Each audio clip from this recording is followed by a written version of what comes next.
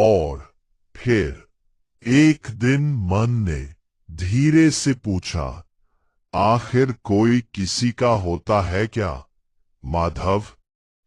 बहुत देर तक मौन रहा आकाश।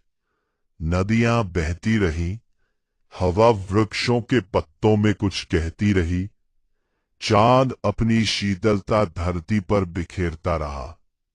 और तब भीतर कहीं से एक उत्तर आया, नहीं, नदी समुद्र तक पहुंचकर भी अपना नाम नहीं छोड़ती माधव।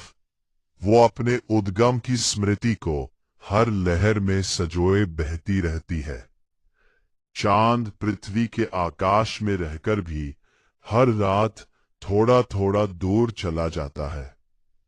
बादल धरती पर बरसते हैं, उसकी प्यास बुझाते हैं, उसके खेतों में हरियाली बो जाते हैं, किंतु उसके आंगन में घर नहीं बनाते। हवा फूलों के अधरों को चूमती है, उनकी सुगंध अपने साथ ले जाती है, पर उनकी शाख नहीं बन जाती। फिर हम क्यों मान बैठते हैं माधव कि प्रेम का अर्थ किसी को पा लेना है? क्यों हम उस पक्षी को अपने हाथों में बंद करना चाहते हैं जिसकी सुंदरता ही उसके उड़ने में है? क्यों हम उस नदी को बांधना चाहते हैं जिसका सौंदर्य ही उसके बहने में है? और क्यों हम उस आत्मा पर अधिकार चाहते हैं जिसे स्वयं ईश्वर ने स्वतंत्र बनाया है?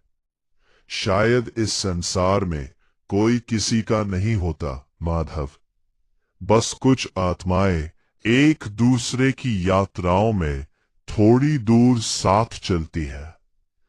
जैसे तीर्थ यात्रा में दो अजनबी यात्री जो कुछ कोस साथ चलते हैं, अपनी रोटियां बांटते हैं, अपने दुखों की गठरियां खोलते हैं, अपनी अधूरी इच्छाओं पर मुस्कुरा लेते हैं, रात्रि के किसी अलाव के पास बैठकर अपने बीते हुए वर्षों की राख कुरेदते हैं।